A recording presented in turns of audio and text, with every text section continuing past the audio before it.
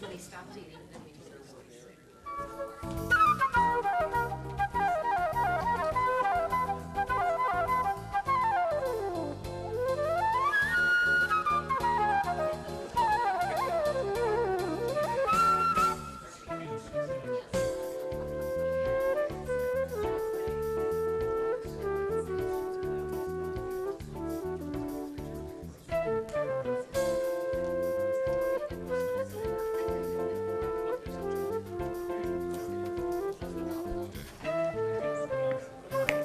I'd like to call this meeting to order tonight for the Carson City Historic Resources Commission and the Carson City Cultural Commission. And we will move into determination of a quorum. It looks pretty good. Go ahead. Looks like we have a quorum. How about the historical group?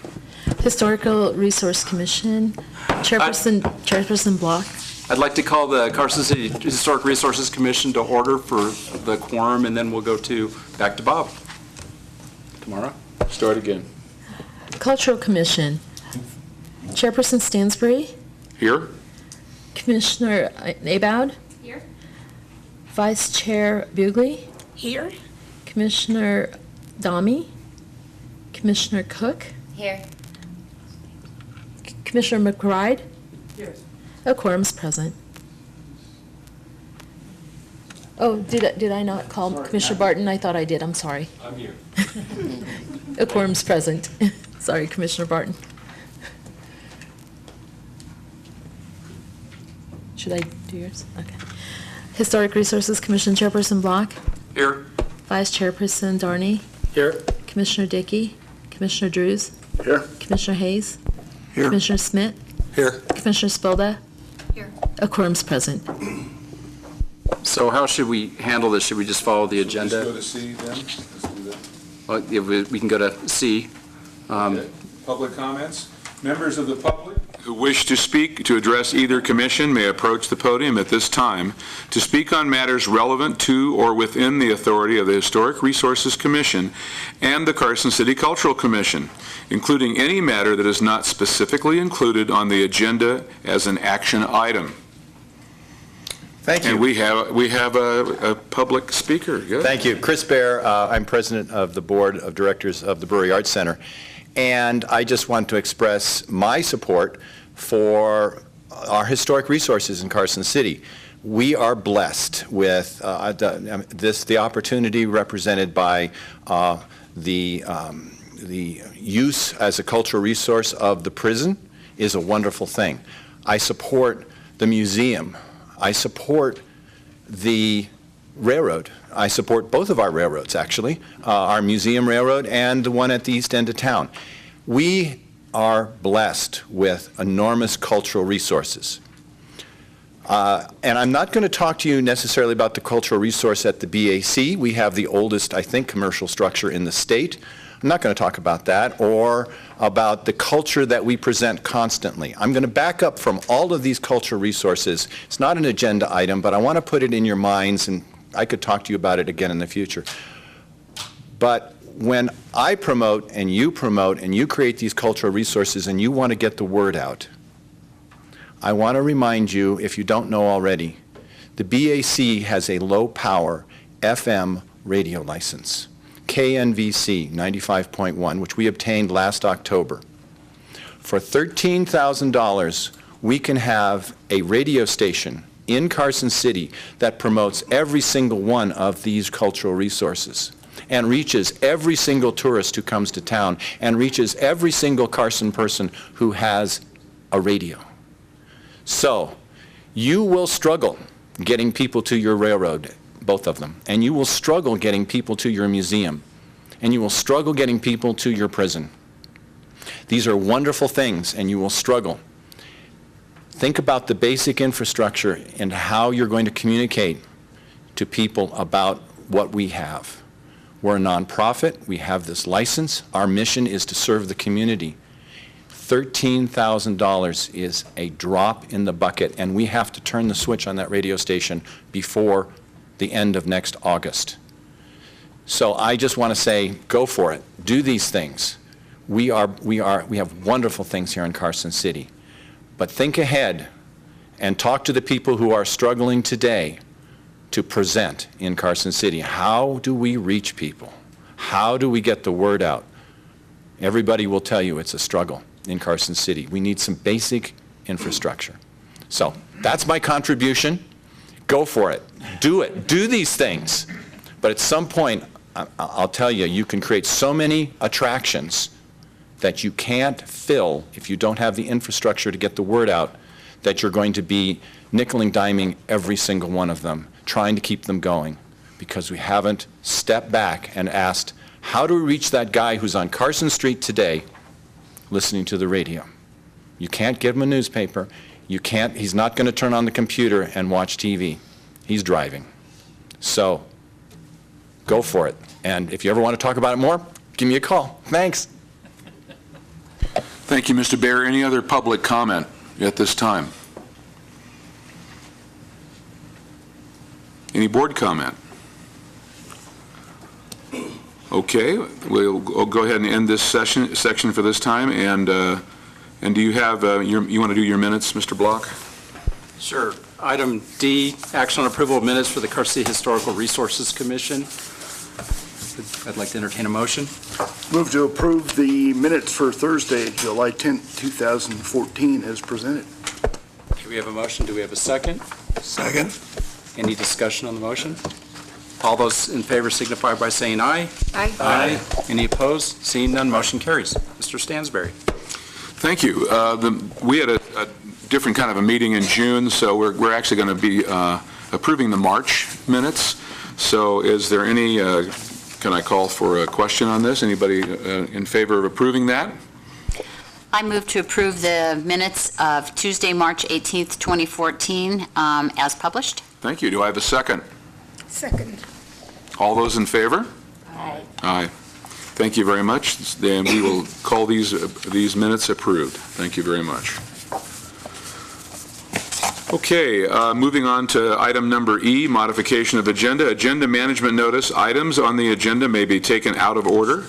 The public body may combine two or more agenda items for consideration, and the public body may remove an item from the agenda or delay discussion relating to an item on the agenda at any time. Any public comment or board comment on that? Hearing none, I'll go to disclosures. Any members of either commission that may wish to explain any contact within the public regarding an item on the agenda or business of the commission? Any disclosures? I'll make a disclosure on item J2, I believe. I had a conversation with Jed Block about his item, and that was as far as it went. Thank you. I'd like to make a disclosure on item G1. I sit on the steering committee for the prison project, and on J3, I prepared the staff report for Public Works for that project, including the recommendations. I'll be available for questions, but I'll abstain from voting on that item. I'll disclose that I had a short conversation with Ed and Kathy Smith about their project on agenda item J-1. In the line of confessions, I too shall confess. Ask for forgiveness. Penance comes later. I too sit on the committee under G1 for the steering committee, and in as much as my office will probably have something to do with this in the future, I'm going to abstain from commenting.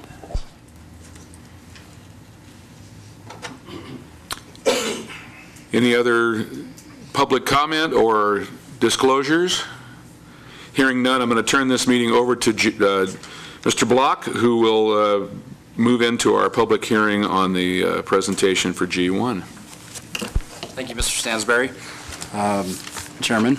On to item G, public hearing matters, part 1, G1 HRC-14-029, presentation and discussion only regarding the Nevada State Prison Steering Committee's final draft of the report to the Nevada State Legislature entitled The Future of the Nevada State Prison pursuant to Assembly Bill 356. Staff report, Susan. Thank you, Mr. Chair. For the record, Susan Dorpansky, Planning Manager. This item, as promised, is back before you in its final form. It's the final report to the legislature on the Nevada State Prison related to the future uses of the property. As you'll recall, the Historic Resources Commission heard this item in its draft form in May, and based on comments received at that time, and I believe members of the Cultural Commission, while not in a joint meeting setting, members of the Cultural Commission were at that meeting to comment. Based on comment received at that meeting, we made some modifications to the report and other input that we had been receiving as well. We made modifications based on that, and it's in its basically final draft form now, ready to go forward to the legislature in February of 2015 after some probably final tweaks after we hear from these two bodies today. Tom Parada, who sits on the Prison Steering Committee with some of us, is here to make a presentation, and Rebecca Palmer from the State Historic Preservation Office is also in the audience. So I'm going to turn it over to Tom now. Thank you. Good evening. Good evening. I'm Tom Parada. I'm the Vice President of the Nevada State Prison Preservation Society, and I sit on the Nevada State Prison Steering Committee with many others.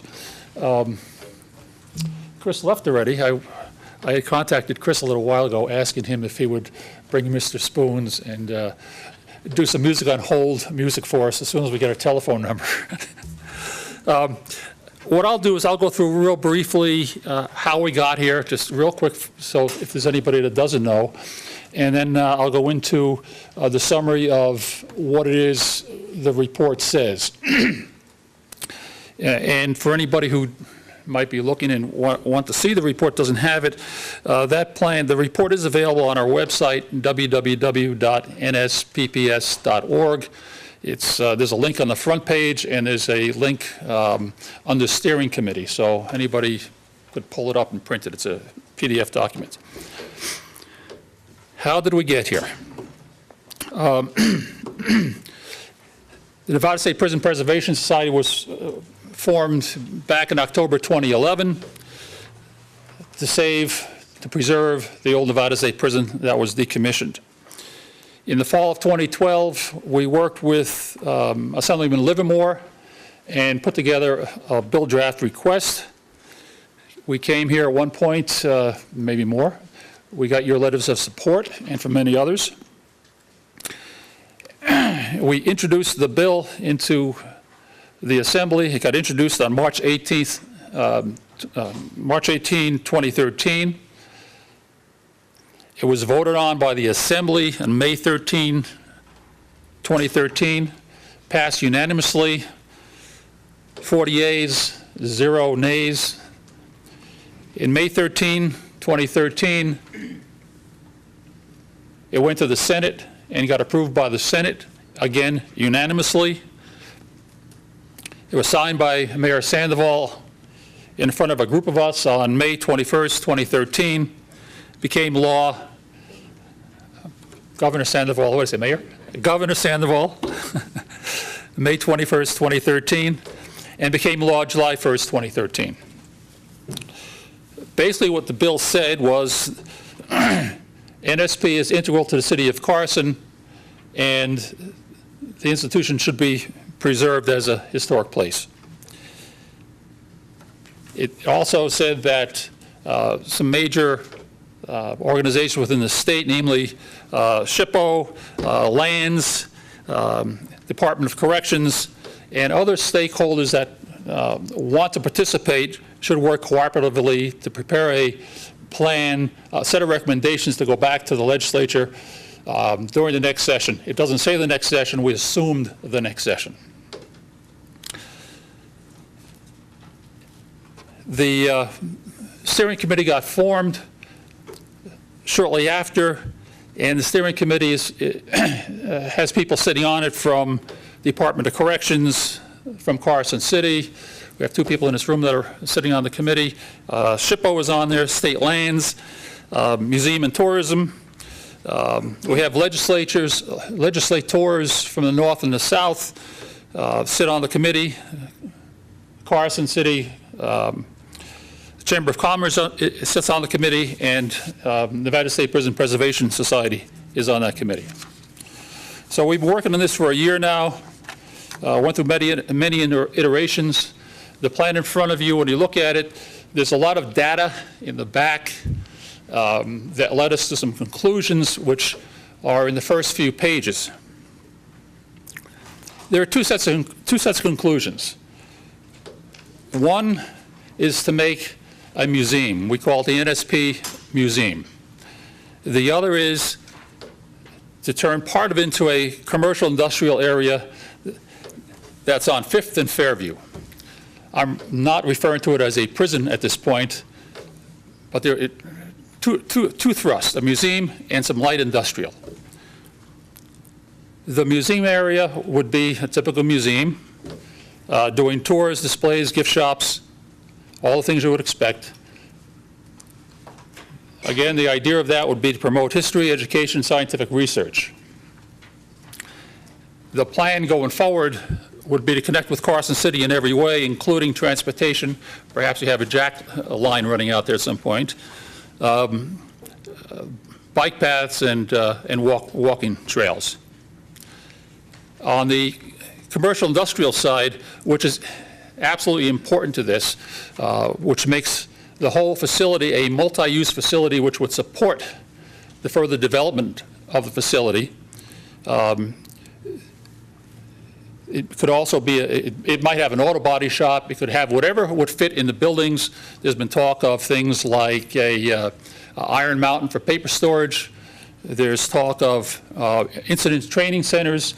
Apparently there's one on the East Coast in West Virginia, but there's nothing in the western part of the state for incident training. The facility itself is too complex just to make the facility a museum. There's much more there. There's the old part and there's a new part. And if you've been in it, you know they're significantly different.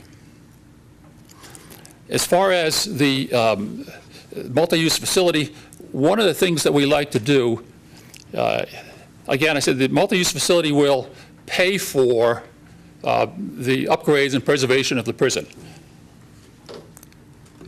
We're encouraging the relocation of state offices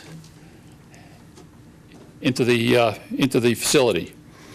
Perhaps the parole board, perhaps the fire marshal, perhaps the Department of Corrections itself, perhaps the Secretary of State, perhaps parole and probation. Any state office that's currently in a facility that is leased, that might be small, might have its own services, we're encouraging those offices to move into the prison. That would allow the prison to be upgraded and not spend any additional monies from the state to create a museum. We're talking about, from a funding perspective, we've been talking up the idea of 2 endowment funds. The endowment funds would support the museum. One of the endowment funds on a museum section, 100% of the funds that come into whatever we call a museum would stay there. 90% of it would go. 90% of it would go towards development and preservation, and 10% would go towards administration of that museum. I believe 10% is about the number that happens today.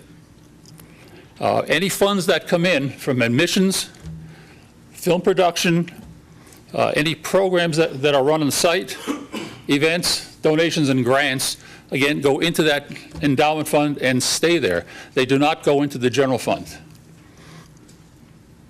On the commercial industrial side, what we're proposing is that any funds that go to lease properties, there's a lot of buildings up in there, 50% of that money would go towards preservation, the net. 50% would go towards preservation, 40% towards, of that 50%, 40% of that towards development and preservation, and again, 10% towards preservation, administration. So the outcome is fairly simple. That is it in a nutshell. Think two uses for the facility, NSP Museum and some light industrial space, a multi-use facility. Think endowment funds that pay for it. Think no, I'm going to say no, but that might change. No requests for any additional funds at this point. It'd be self-funding. As far as what are the next steps, the next steps are we go back to the legislature. We're working with Assemblyman Livermore and whoever might be his replacement. We're working with the LCB, legal staff, and we're trying to draft the BC bill draft requests currently. We don't know what that's going to look like. You don't know what that's going to look like more or less till it comes out and you've had your efforts in lobbying. We have every intent of moving forward with some sort of bill. We may introduce a bill into Assembly or into Senate or maybe into both. We don't know. That's all speculative at this point. That's it. That's the whole presentation in a nutshell. The prison will be turned into a museum and a light industrial area, commercial light industrial area. Endowment funds would pay for the entire operation. Very simple, sweet. Any questions? That's it. I have one question. Sure. I get stuck on details, historic details and photos especially. On page 28, it says Warren Engine Company, 1864. You mean where the Secretary of State is right now? Right. So it was Curry in the front and it was Swift at that time in 1864, and Warren Engine Company was on the South 200 block of Carson Street in 1864. Okay. And I believe it was in 1903, what was left of Curry, Warren, and Swift, they asked them to merge together and become Warren Engine Company when it moved over. But on 28, it was, at that picture, would have been Curry in the front and Swift in the back. And like you say, now Secretary of State. Now we're talking about, apparently that's the lease facility. I don't really expect the Secretary of State to move from that location, but it was only an example. Oh, no, absolutely. And the intent, I mean, I think that would be great because we have state agencies all over town. And there's a lot of space over there. Yes, sir. Yes, you spoke about 50% of the money from the lessees of the commercial property would go to restoration. Is that what you said? What we said is, the proposal is that the net that comes from leasing properties there would go into an endowment fund that would be used for preservation and museum activities. Of that 50% we're proposing 40% of that gets used towards actual preservation and actual museum work. What about the other half? That goes into the general fund. Whatever they normally do to spend our money. We just don't want to, the thought process here was,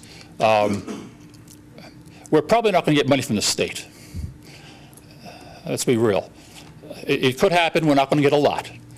How do you get it? How do you fund the operation so we don't lose the prison?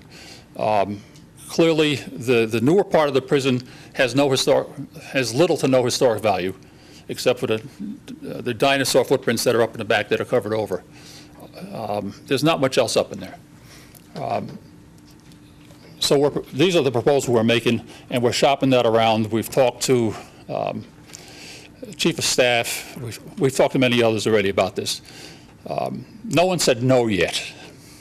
It's just a concept. The numbers may change. Now, my question is, I know that in here, there's mention of possibly a hotel. Now, if we were to, instead of hotel, look at artist lofts, that opens us up to a lot of grant opportunities. And Brewery Arts Center is a great, great resource for the area, but it's limited. There's really a lot of this, as I was looking through this, a lot of these buildings could be repurposed for studio space, for music practice space, for, what can we do to incorporate an art community into a lot of this space? I think that was a recommendation from one of the committees here previously. No one said no to anything yet. I think as we move forward, we just have to keep pushing on the uses of these things, and that is certainly a use. Somebody talked about a hotel. I mean, we didn't put a lot of specifics in it. We had a lot of requests for a lot of different things, and you can only put so much in the document, even though it's 100 pages already.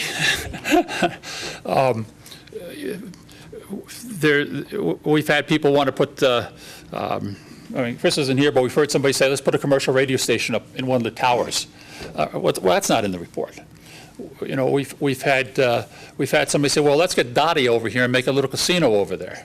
Okay, so my favorite is let's make it a daycare center. I mean, so there's a lot of interesting artwork there. If you haven't been in there, I've been taking photographs for quite a while. There's some interesting jail cell artwork. I don't know what we're going to do with it, but we got to make sure the walls don't get painted in some of these cells. All right, but nothing is off the table at this point. But we have to go forward with what we have and see how it flies, and then we take the next steps. Especially, like I said, we don't expect to see a lot of funding. We may get some funding. We don't expect to see a lot of it. We don't know what the BDR is going to look like yet. And then, how does the BDR relate to the actual bill that comes out? So we don't know those things. So duly noted. Question. How do you intend to generate the funds for the cost for infrastructure, improvements to the buildings, code compliance? You're probably talking several $1 million. What's your plan there? Well, some of the buildings don't belong to us. All right, the buildings belong to lands. Part of this whole thing is we've also asked, we're pushing on the idea that we have to understand who's going to own that set of buildings after NDOC leaves. The only thing that's holding NDOC there now is the execution chamber, for all intents and purposes, because the license plate factory on or about January 15 is going to be out of there. So that has to be assigned to somebody. And you probably notice what the state does. They own all the lands and they assign it to somebody to manage it. So at some point we're asking who is it going to be assigned to, so we can have that conversation with them. We don't know yet. Well, my question, though, is more specific. You're talking about light industrial, some commercial development. You're talking parking lots. You're talking ADA improvements. You're talking, I'm sure that you have underground utilities. Just that it's going to be assigned to somebody, there's got to be a plan, because what you're talking about is several millions of dollars of infrastructure before a lease can ever be entertained. Remember, so there's a plan there, right? This was a set of recommendations going back to the legislature, potential uses of the prison. All right, there's going to be another whole set of steps on doing the rest of this, if that's accepted. All right, so we don't have a plan to do that yet. Our focus was, what could you do with this place? All right, the next set of details go, okay, how do you make perhaps Warm Springs want another entrance into the back so you don't have to go to the front? How do you pay for that? How do you pay to turn building 35 into a cold storage facility? We don't have those details yet. We looked at the size of the buildings. We came up with some potential uses for that size building, and that's really what the recommendation is. But you do acknowledge, from what you said, that probably no help from the state at all, so it's going to have to be private investors that bring the infrastructure dollars to the table. It could be private investors. We're not expecting, especially the museum portion of this, we're not expecting this to happen tomorrow. This is going to be a 10-year project, maybe a 20-year project. All right, so it's nothing short-term. If we can get some tours going, if we can get one building open so people can get into one building.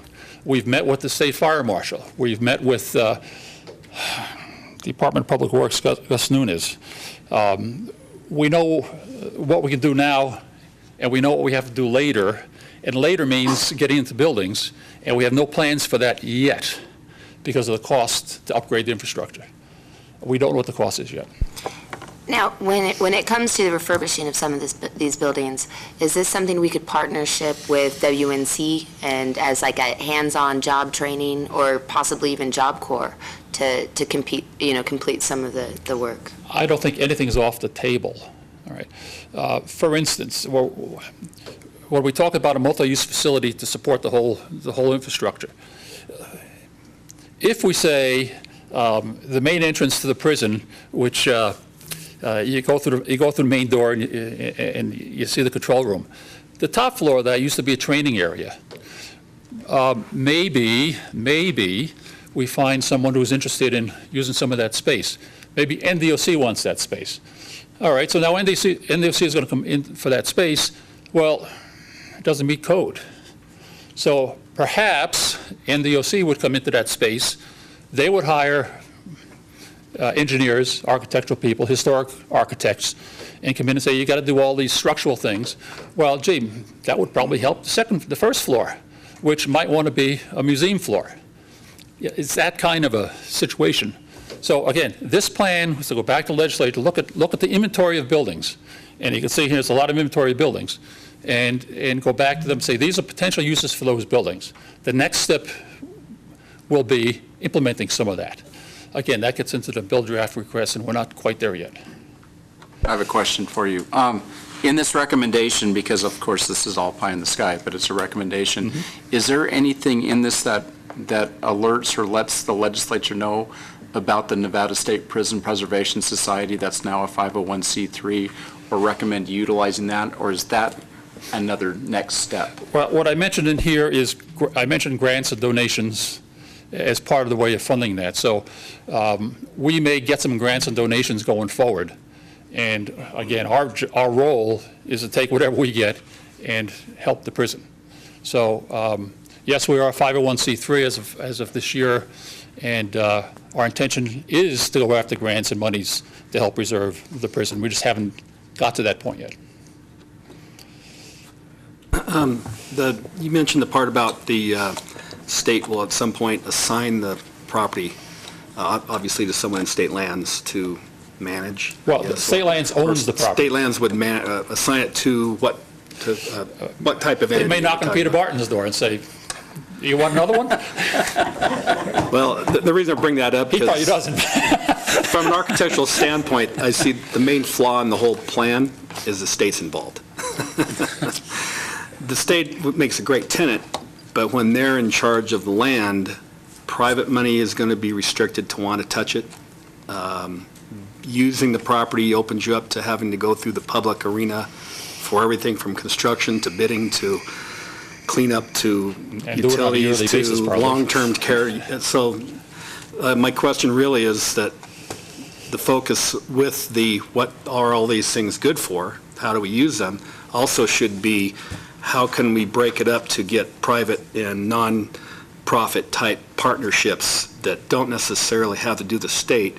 And the reason I brought up the part about being assigned, maybe there's some upper-ups that are in charge of all this that can have a discretion on who gets assigned for the purpose, not just a blind, Joe's available this week, so we gave it to him. Mm-hmm. If that was planned, if there was a nonprofit involved, maybe that got the assignment, that would be a beneficial thing to this.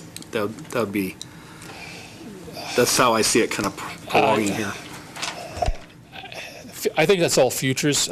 We've talked about all of that. We don't have an answer for it yet. And I agree with the state about the state. I agree with the public-private relationships, and we have to maybe develop some of that. But the goal so far, has been to go back with something to the legislature. There was an interesting article, a link floating around about the Shawshank Redemption Prison. You've probably all seen that by now. Very interesting.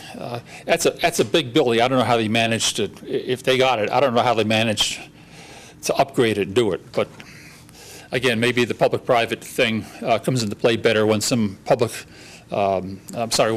organization owns it. Today, the Nevada State Prison Preservation Society does not want to own the building today. The original BDR that was submitted was to give it to the Nevada State Prison Preservation Society for 99 years at $1 a year. Well, that wasn't going to fly, so we changed it. So, but we thought about that, and if things change, maybe we go back to that, but we have no plan for that at this point. Yes. Well, I have a question and a comment. First of all, also, as long as the state is controlling the property, anything you do, State Public Works Board gets their 10% cut. The one big hurdle I see is, since the Department of Corrections is on your steering committee, have they indicated on when the executions are going to stop out there? That seems to be a large stumbling block.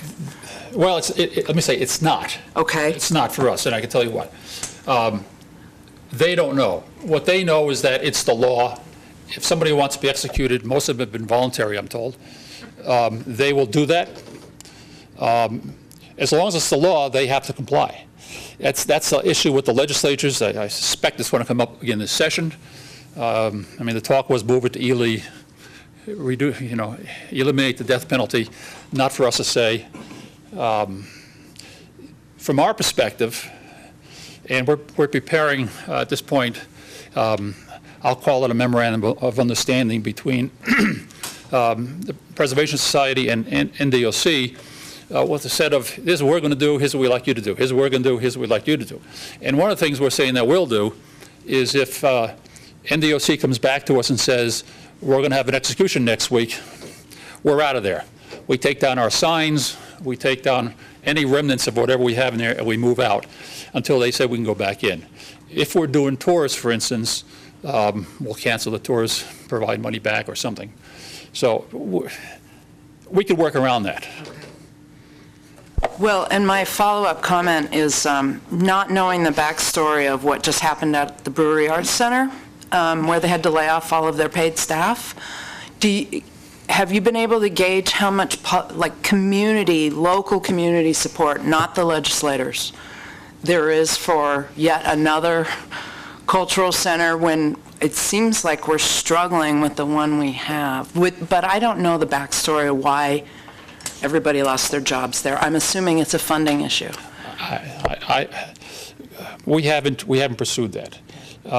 We know that everybody we talk to about the prison is very excited about going into it.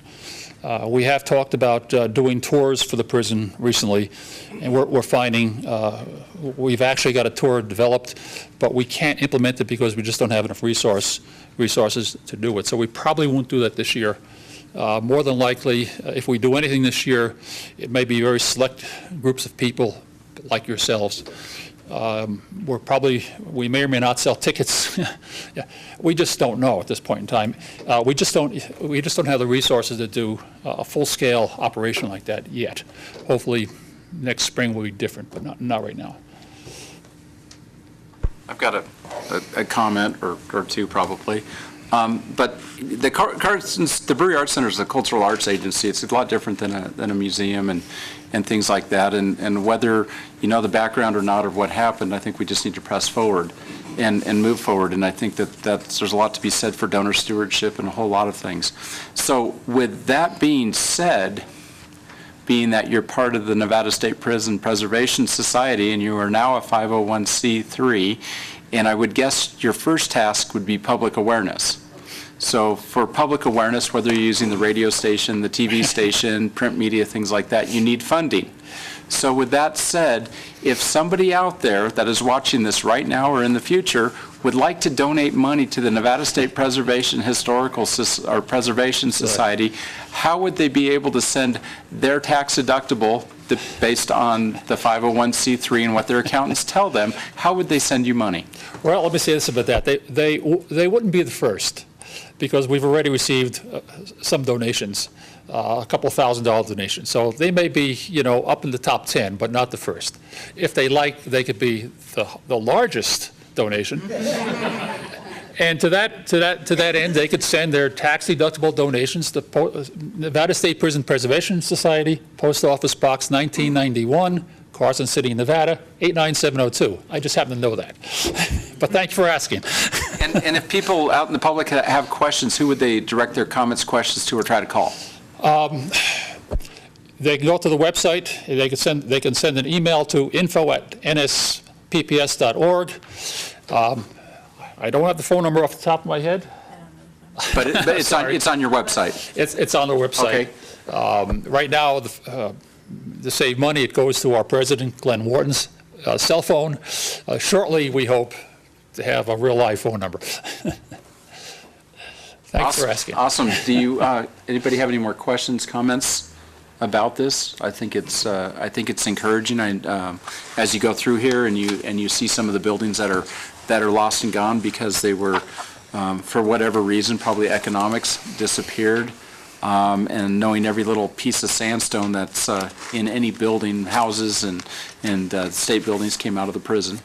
Original city curbing, anything that's sandstone here. And in some of the history books, it says it's limestone, but we know it's not to be true. That's right, sandstone. I thank you so much for all the hard work that all of you put into this. And keep moving forward, and I hope you can push well with the legislature and the Preservation Society. I think when you're asking for donations and someone says, how much do you want? I give them a round number at $1,000, and then they can work down. There you go. It never hurts to ask for more and settle for less. I'd just like to add it, sometime in the very near future, we will have a National Register nomination for the Historic Resources Commission to review for that property. We've got that CLG grant that we're working on. We have a contractor, and that might be the next bit of news we hear about this project. We're expecting a contractor to come in any day now. NDOC has given us the authority, if you will, to show him around, take him through the buildings, which is a major step to give us the authority to do that. And I understand that the nomination is supposed to go in sometime later this year, the fall, December. So we're looking forward to that. Now, I doubt that I speak for myself when I say that I'd love to get a tour. So. Well, like I said, we've worked very hard over the last couple of months to do things to create a tour. But we're finding it difficult to do what we want to do because we're limited to the amount of people that we have that are volunteers. And that's based on, I want to say this gently, that's based on a prison policy that's designed to keep people out or keep people in. And it's a policy that requires us to get TB tests. It's a policy that requires us to do, they call it PREA training, which is a sexual thing about control, and some other things, including a background check, which we have no problem with. But we're finding a lot of our members do not want to go through that. So we're working to make some changes, and you'll notice I haven't said anything about a prison museum. I'm talking about the NSP museum, because we want to change the focus. It's, a focus will be a museum, not a place that restricts people's access. Working it. Anybody else have any other comments that they would like to share? Okay, well, I guess we'll move on to item H, public comments. Members of well, first of all, thank you very much for all of your hard work. Thank you for listening. Thanks for being part of the Prison Preservation Society. And maybe we could get together and I could probably help you with a historical preservation, maybe a PowerPoint of going through the history. And I know quite a bit of Carson City history, but I'd like to learn even more about the prisons. So, like I said, we will be running some tours for select groups, and the purpose of the early ones will be to get feedback. So. And I think maybe we could do somewhat of a virtual tour somewhere else where people that maybe have some handicaps or unable to go on some of those tours, whether timing, physical things like that, maybe at the Nevada State Prison, we could do something in their auditorium, or maybe if we drew enough crowd, Peter and I have talked about such things as maybe doing a big thing here as a fundraiser for the prison, maybe here in the community center. So, Super, super. as time permits, I'd like to get together with you guys and see if we Okay. can't Excellent. do Thank you very something like much. that. Thank you Thank all. you. All right, now back to item H, public comments. Members of the public who wish to address either commission may approach the podium at this time to speak on any matter not specifically included on this agenda as an action item. No action may be taken on a matter raised under public comment portion of this agenda. Do we have any public?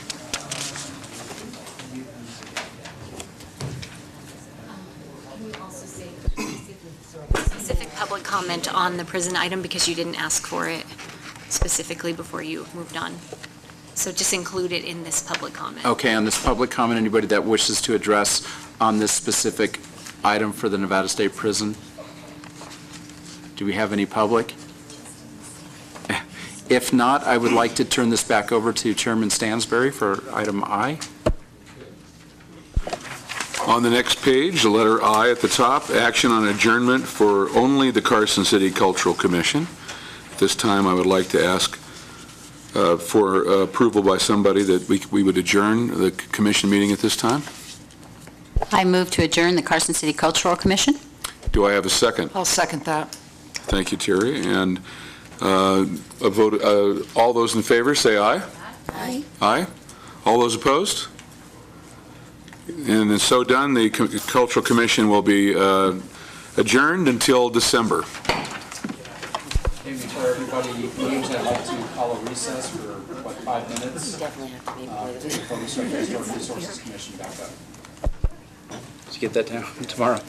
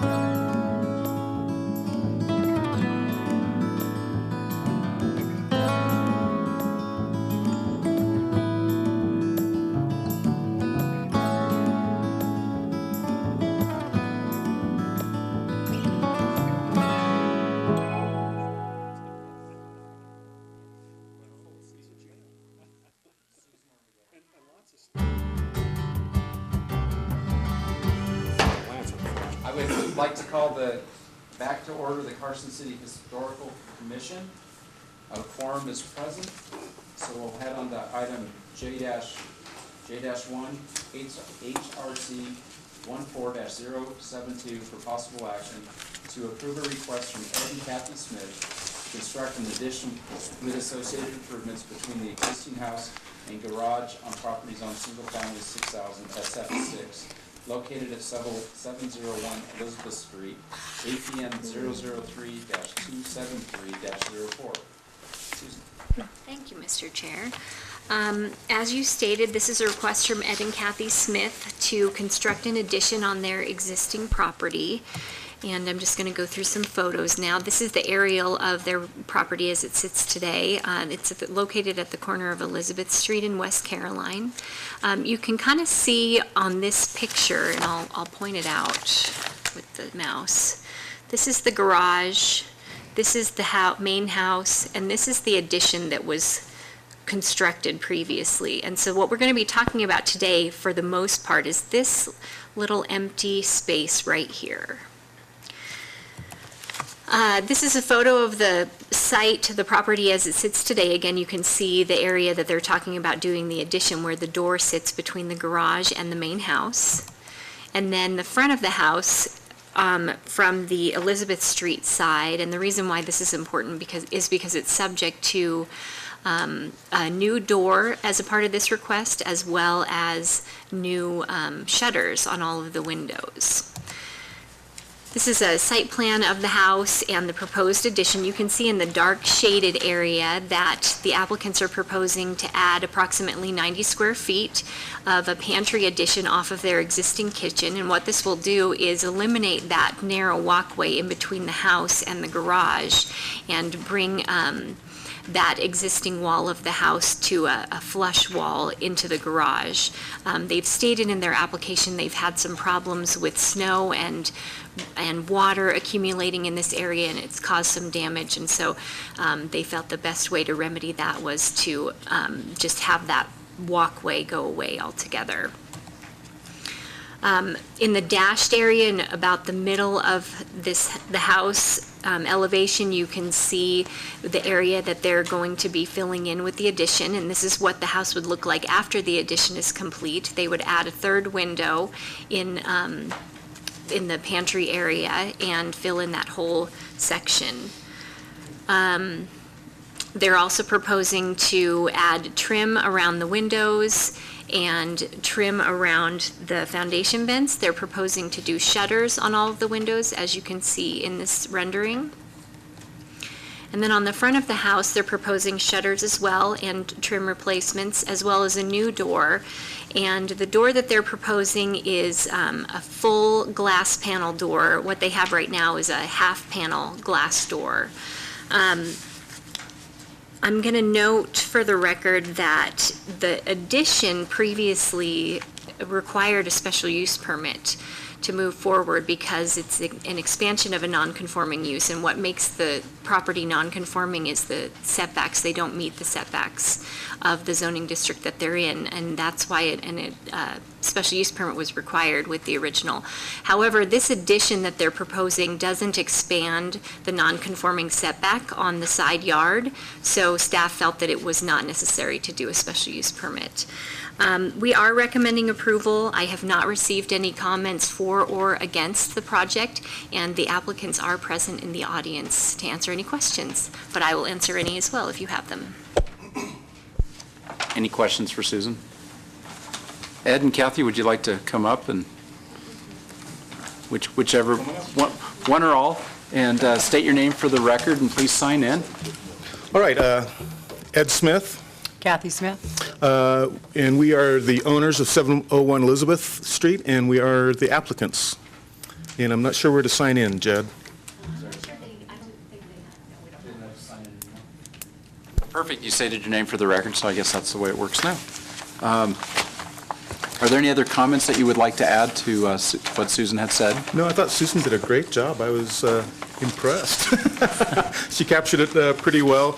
I think the main reason is we currently have a small kitchen that has driven my wife crazy over the years, and she would love to have a pantry, and we have this dead space there that has caused us problems over the years. Our good friend Dick Whiffley suggested that we ought to fill that in and put a pantry there to put it to good use, and once again, he's talked us into another project, so. Well, there's faith that we do listen to our spouses, right? Any commissioner comments or questions for the applicants?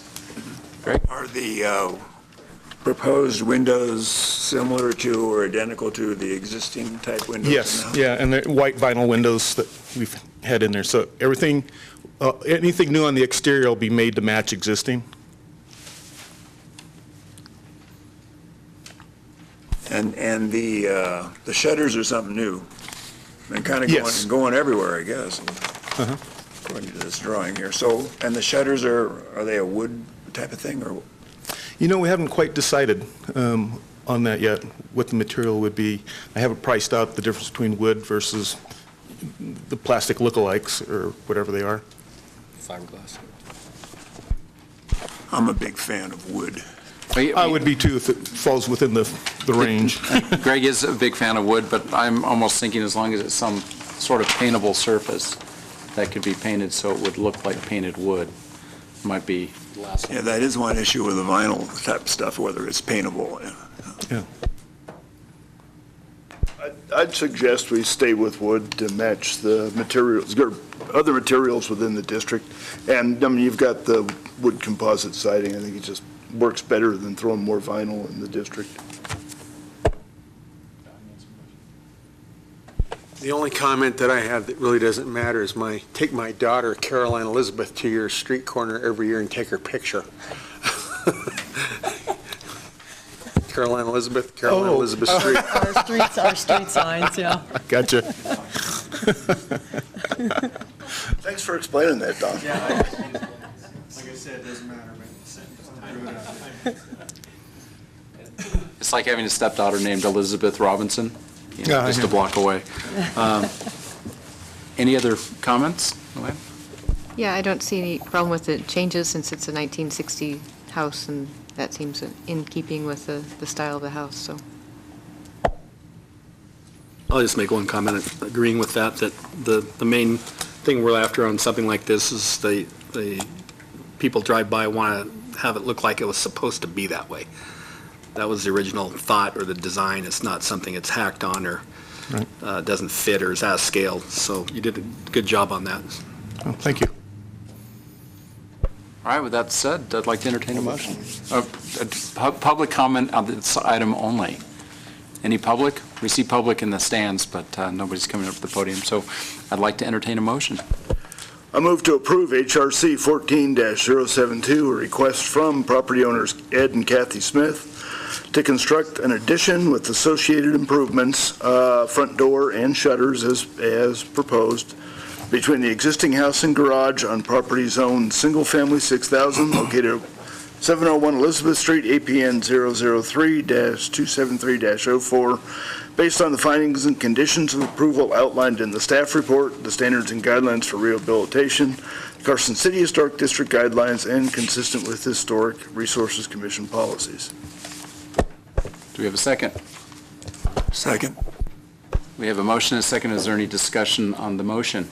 Seeing none, all those in favor signify by saying aye. Aye. Aye. Any opposed? Seeing none, motion carries. Thank you, and you could send any donations to our project to 701 Elizabeth Street. Well, I think one interesting comment, that the color of their house is going to be a unique color, and I think it's named after Kathy. That's right. Thank you. Who seconded that? I missed it. Greg.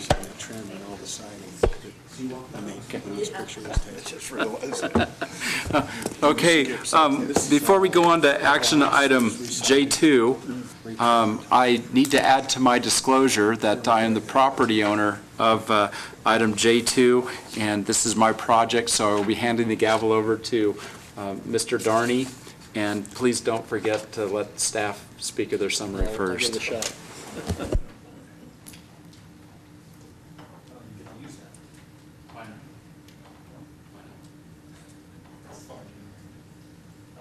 Let's move to item J2. Move to item J2, HRC 14-073, for possible action to approve a request from Jed Block, property owner, Curry, Musser, Proctor and Green LLC, to remove the existing steeple cover and return the steeple to its original condition on property zoned downtown mixed use located at 112 North Curry Street, APN 003-215-02. Susan? Thank you, Mr. Chair. So this is an application from applicant Jed Block, not currently chairman. And just to kind of give a little bit of background, this request was a part of a different approval that the HRC heard back in 2004. So it's been a little while, but I'm going to note that the steeple was approved in the form that you see it in the staff report during that time. However, that project never moved forward. So, so that is why the applicant is back in front of you today. But just a quick overview, as I'm sure you're all aware, this property is located on the corner of Curry and Musser. These are some current photos of the property, and the subject of this application is the steeple on the far right. And this picture and a few others are particularly telling on what the applicant is asking for. You can see the change in the roof line where the current steeple cap was kind of set on top of the original steeple roof. You can see kind of that this very prominent line here where the roof materials change. So that's what the applicant is proposing to remove. Just another picture of it a little bit closer up. And you can't really tell from this side, but you can kind of see what the existing steeple looks like at this photo. And then again, you can see there's actually the white of the current steeple cap and then the roof below. So the applicant has provided for us a historic photo, and do you know what the year was on this?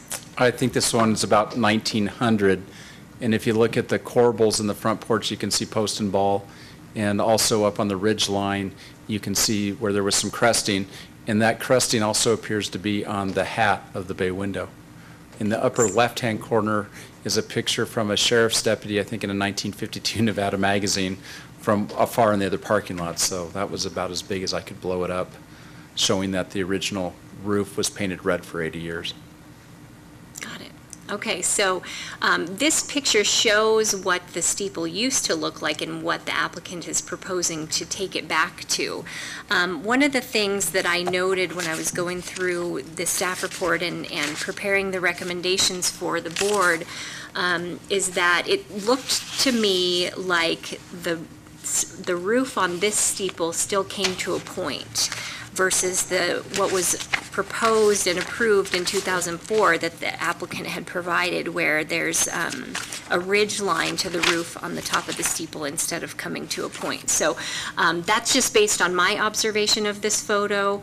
Obviously, I have not seen the other side from the other direction, but I'll leave it to the commission to kind of make their determination on that. But as of now, there is a recommendation in the conditions of approval that it come to a point. And then everything else that the applicant is proposing as far as the certain type of shingling and the color of the shingling, staff doesn't have a problem with. We have recommended the Grand Manor shingles just for consistency with the remainder of the roof. The other carriage house shingles are a little bit more elaborate, more fish scale kind of looking. So though we are recommending approval, we have not received any comments for or against the project, and I'm happy to answer any questions. And as you know, the applicant is here and also available for questions. Thank you, Susan. Any staff comments or questions? Jed, do you have any problem with going with conditions of approval that are in the staff report? The only thing that, until we get that hat off, that steeple that was put on, I don't know if you can see in the pictures, there's 6 straps holding it on. When that comes off, it'll be telling to see if it actually came to a point or if it's more like the plan was drawn when Robin and Art did the plans years ago. That's the only leeway that, I would like to, when we pull that hat off, restore it to whatever it was. But other than that. Yeah, the issue is if we don't know, I mean, we've got an historic photo that shows the existing, or something similar to the existing. Just on the. That comes to a point. When we take it off, if it's something different, then I think we probably, we might want some documentation to show that it's different. Actually, I went and checked that out when Jed brought this up to me. We kind of got a close look at it, and it looks to me like the original roof is still under there. And what all they did was construct this cap on the ground, freestanding, craned it up there and strapped it down. The whole thing's only held on by about 6 or 8 bolts. Well, so it'll come off in an hour. I can see taking it off and seeing what's there, but we do have an historic photo that shows what was there. I believe that's still there, from what I can see. Not from the street view of the corner, not looking straight up at the bay, you do from the side. Both of these pictures show from the side, looking from the southeast corner of the building. They come from the side. I cannot find one. Susan, do you have this on the? Do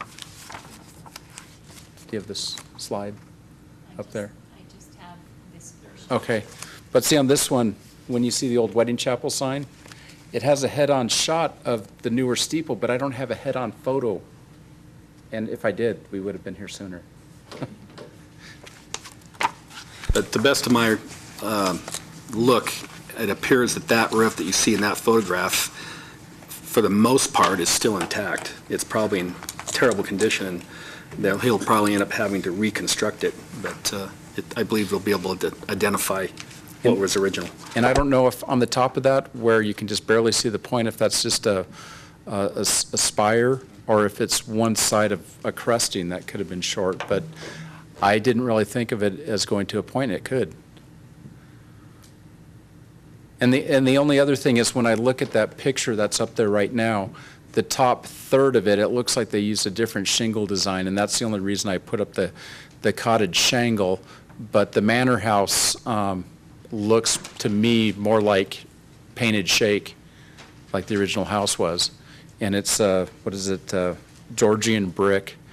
And the roof underneath this ugly red thing that's on there right now is still painted red.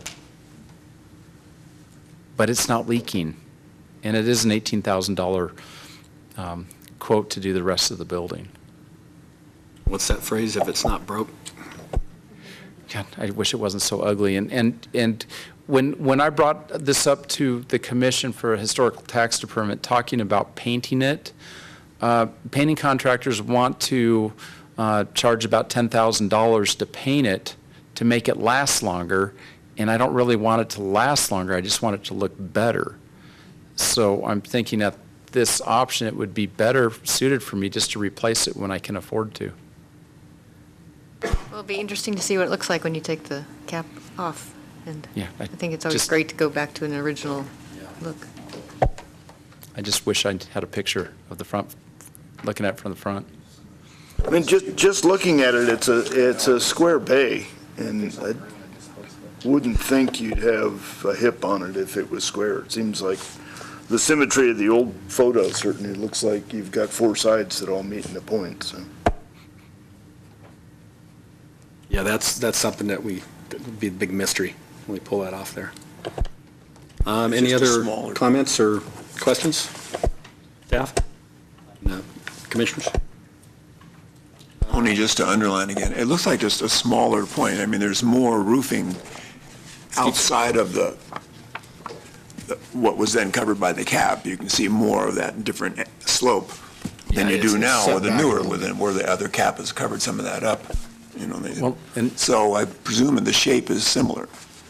Well, now that all this has been pointed out, when you look at the architectural drawings, it looks like it's no higher than the ridgeline of the existing roof on the main building. But when you look at this picture, you can see it's just barely above the ridgeline in that design, and in the picture, it looks like it's probably a little bit higher too. So, to get that, it would probably have had to been a point.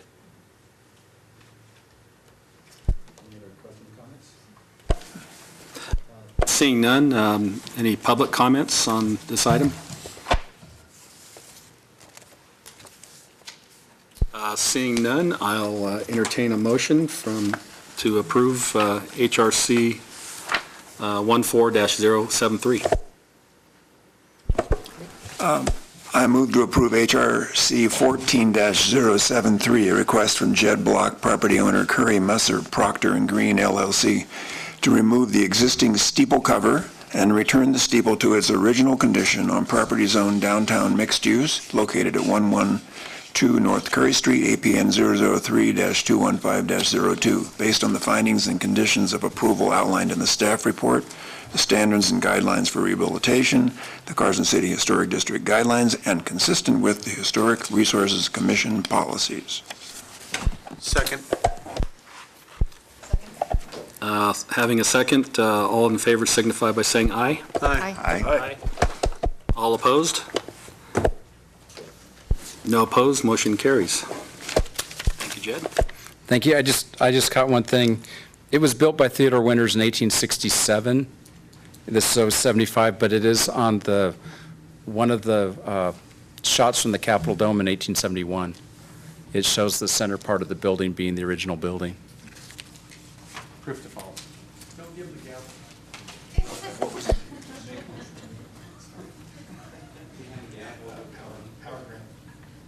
I now turn the gavel back to Jed Block.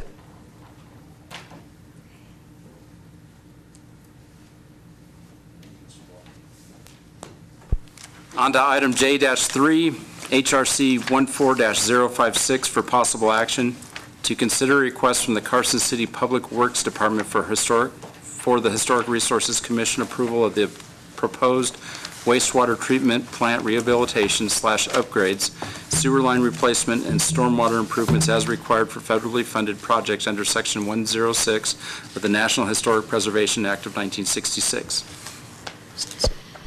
Thank you, Mr. Chair. For the record, I'm recusing myself from discussion, but I'm available for comments or questions on this item.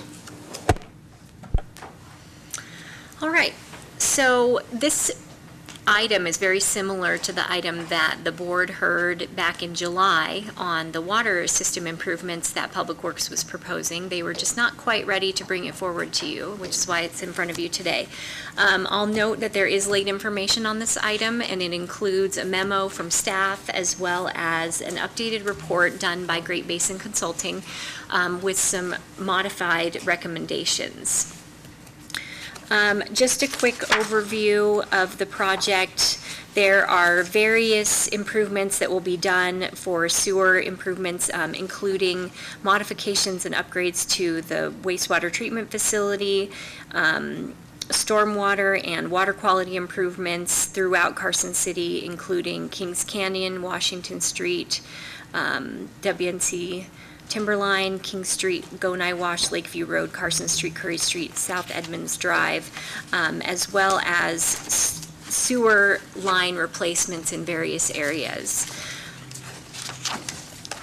The background on this project is that the Public Works is working with NDEP to get funding through the State Revolving Fund, and a part of that process is to go through the EPA environmental compliance, which includes compliance and review under Section 106 of the Historic Preservation Act.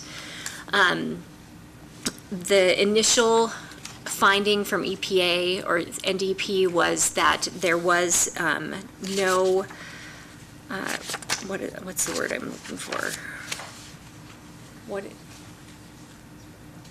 No significant impacts?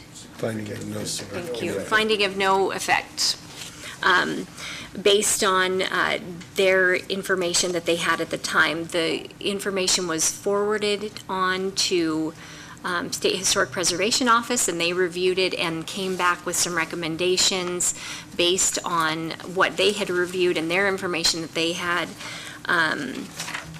which included coming forth to the Historic Resources Commission to get some feedback as well. As a result of SHPO's recommendations, the Public Works Department decided to contract with a consultant to do an inventory of the areas that they were going to be constructing or doing rehabilitation in, to determine what exactly they would need to do to mitigate any impacts on historic properties. And as a result of that, Great Basin Consulting provided an inventory that's attached to the original staff report, and then an updated inventory that's attached to the late information, that had some findings that were a little bit different from what the State Historic Preservation Office had recommended. Generally, there were some items that the consultant had agreed with, and then some items where the consultant had recommended other changes, and those changes are based on the on-the-ground inventory that was completed, and so those recommendations have come forward and in the form of the staff report with the recommendations that are in front of you today. The initial report included not only recommendation for an archaeological monitor for the sewer improvements, the replacement of the lines throughout the city, and I'll just show you those areas. Everything highlighted in yellow on these slides are what would be subject to the monitoring during their construction process. On this slide, just a very small portion, and then a larger portion on the last slide. That's condition number 4. An archaeological monitor shall be present during that replacement to document. That documentation shall consist of a narrative that describes construction materials and design of the sewer alignment that's being replaced. A map shall be provided depicting those alignments to be replaced, and photographs shall be taken. 2 other conditions that were previously provided, number 5 and number 6, as a part of your late information, we're proposing that those be eliminated because the Public Works Department has provided an updated scope of work indicating that either the work area has been eliminated as a part of this project or drastically reduced to areas that have been previously disturbed and therefore not subject to additional monitoring. So that's our current recommendation. And again, with any project like this, there is a recommendation that if any buried or previously unidentified resource is uncovered during the project, that all activity should cease and the applicant should contact the State Historic Preservation Office for instructions on how to move forward. We are recommending approval. Mike Drews, as he mentioned, was the consultant that prepared this inventory. He's available to answer questions. Tom Grundy from Public Works is also here and also available for questions.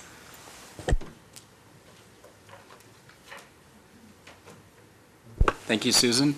Any questions of staff at this point in time? Commission comments? Seeing none? Yeah, actually, I do. Okay. I'm looking through the photographs of all the different areas that are affected and all the pretty colors of designating all the work that's going to be done. And the one question I had was the area south of town where the Railroad Museum loop is. I can see where you're adding a curved valley and gutter. And the note here says resize the existing basin and related items. And it has to do with the area that now has kind of turned into almost a wetlands area. When the resizing takes place, is there going to be are you going to bulldoze that and start over, or how's that going to be accomplished? I believe, excuse me, Tom Grundy with Carson City Public Works. I believe the basin is just going to be cleaned out. They're not going to use a bulldozer, more than likely an excavator, and clean the basin out and enlarge it. I have a question doing the same thing Rob is on the West Washington Street area from Ormsby down to about Saratoga. That's all going to be filled in with the drainage. It's on page 52, the open ditch is going to be removed. Yes, that's correct.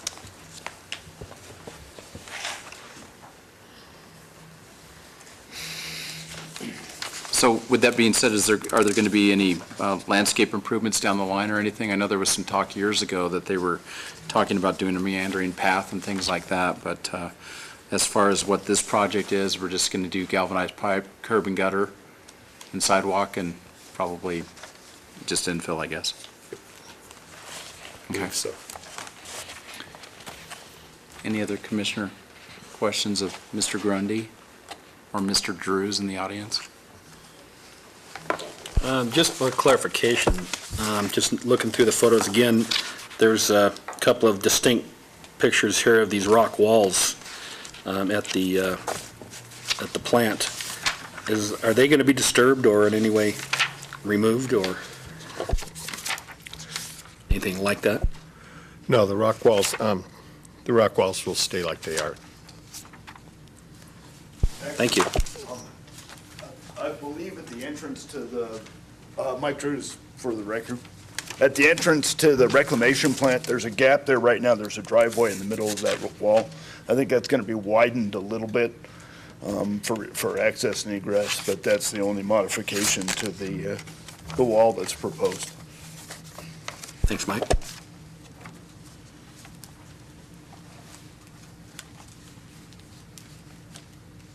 And the wall is not historic yet. As far as we could tell, it was constructed sometime around 1967. And it's been maintained, too. So it's got 3 years to be historic. I'm historic now as well. So in the scope of this project, when's the scheduled completion date for, I guess, all the phases that would be going on? The treatment plant is going to be about a 5-year project for all the work at the treatment plant. So the other projects should be done within that 5-year period. And how soon will they start? I mean, we got King Street, curb and gutter, and Washington Street, and a lot of that stuff. Is that all within scheduling for the next 5 years? Yes, they'll all start within 5 years. Okay, great. Any other questions? Mr. Grundy or Mr. Drews? Susan? Okay, seeing none, I'd like to entertain a motion. I'll make a motion. I move to approve HRC 14-056, a request from the Carson City Public Works Department for Historic Resources Commission approval of the proposed wastewater treatment plant rehabilitation / upgrades, sewer line replacement, and stormwater improvements based on the findings and conditions of approval outlined in the staff report is required for federally funded projects under Section 106 of the National Historic Preservation Act of 1966 and consistent with Chapter 18.06 of the Carson City Municipal Code and with Historic Resource Commission policies. And deletion of And sections. that's what I wanted to ask. And deletion of items 5 and 6. We have a motion, and we need to probably ask for public comment, seeing that we have some public here. You need a second. Okay, so we asked for public comment before the motion, and then since I did fail to do that. We don't have a second. Okay, I'd like to entertain a second. Second. Okay, there's a motion and a second. Any discussion on the motion and the second? Seeing none? All those in favor signify by saying aye. Aye. Any opposed? Hearing none, motion carries.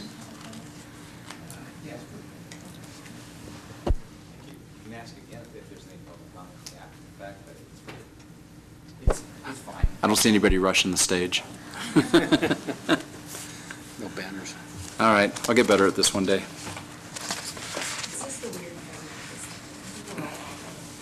I feel like we're in different seats. Anyway, item J4, HRC 14-074, for possible action, discussion regarding an update of the 2014 Historic Preservation Fund Grant and possible action to select a project for the 2015 Historic Preservation Fund Grant application. Susan?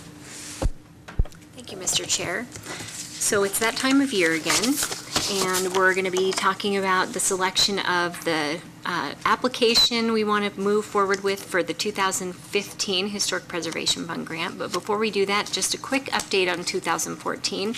As it had been alluded to during the Nevada State Prison presentation, we do have our consultant on board, Dan Pizzoni, under the current 2014 Historic Preservation Fund Grant money to assist with the nomination for the prison and any inventory reporting that needs to accompany that.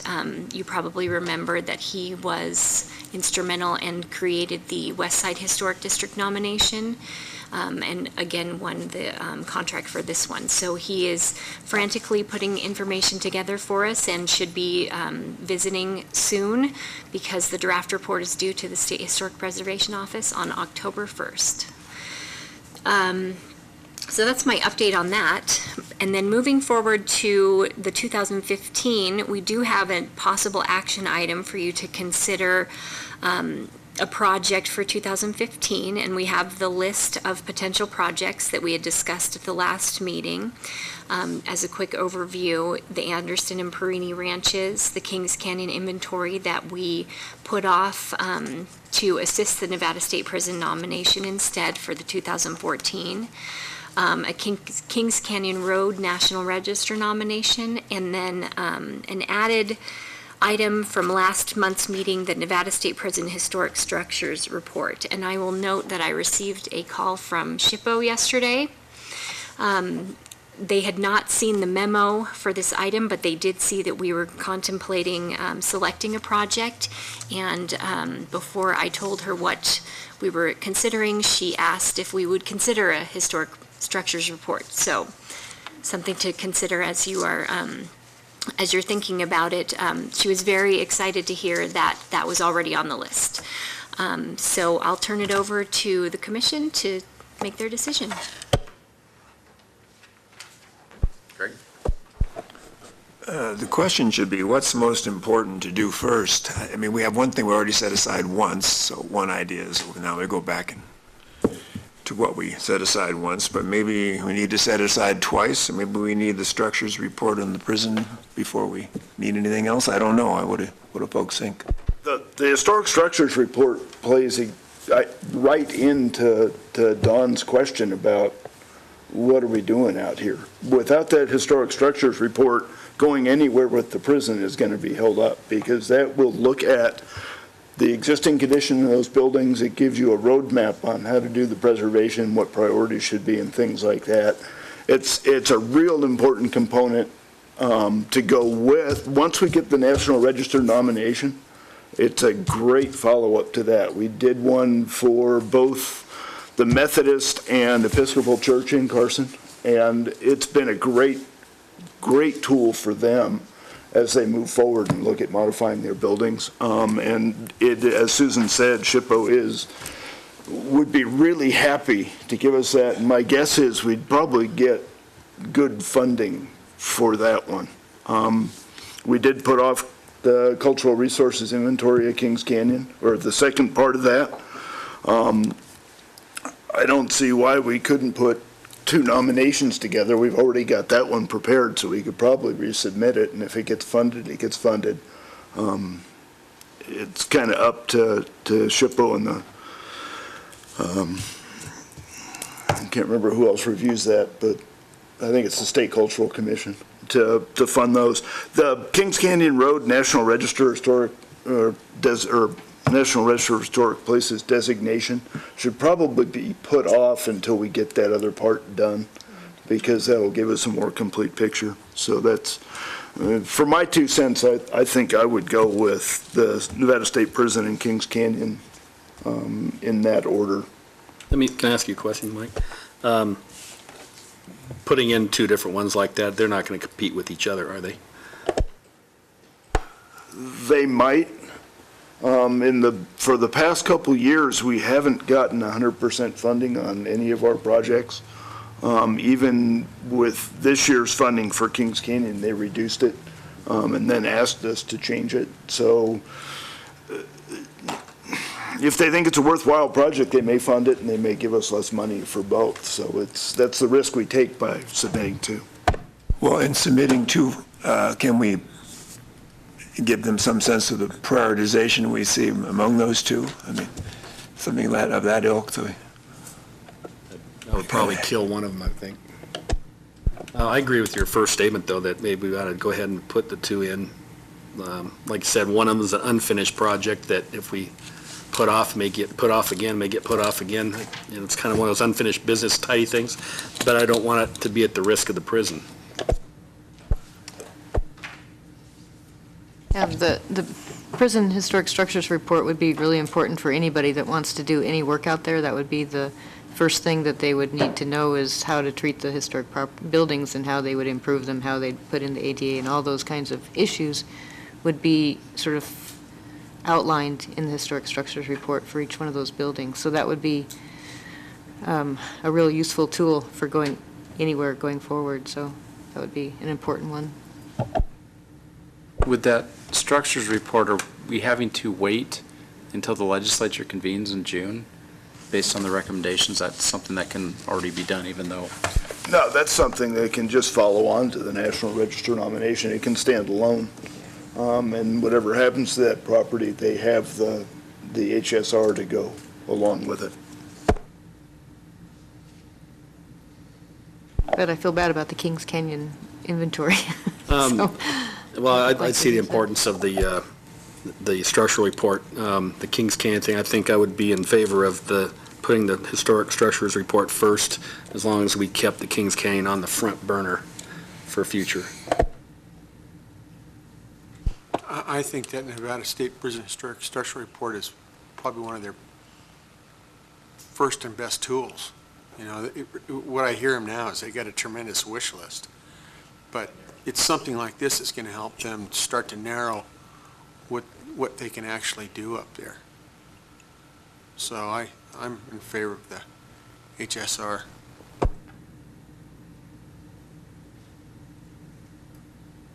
Any other additional comments? Any public comment? Got it.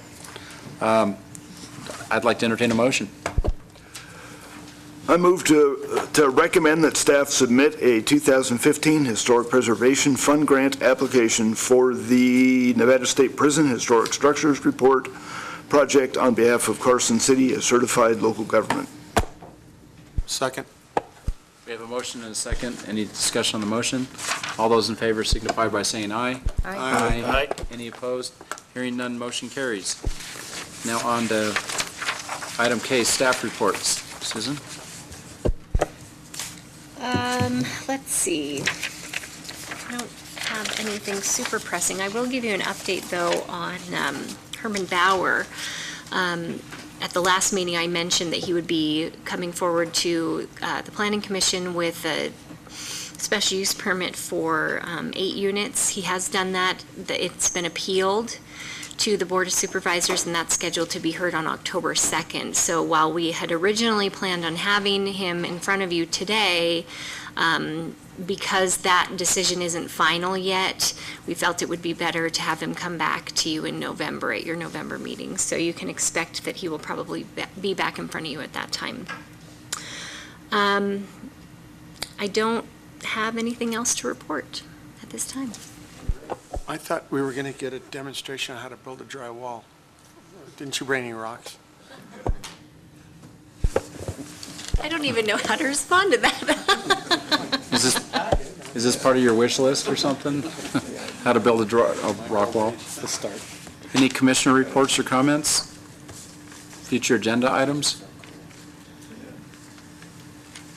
All right, back to L, public comments. Any member of the public who wishes to address the commission may approach the podium at this time to speak on any matter not specifically included on the agenda as an action item. No action may be taken on a matter raised under this public comment portion of the agenda. Any public? Seeing none. Action L, action on adjournment. Can't have 2 L's, has to be in. LM. I was just reading the agenda, I wasn't falling back on my Carson City English classes. I move to adjourn. We have a motion, do you have a second? Second. All those in favor, signify by saying aye. None opposed? Yo. Action on adjournment.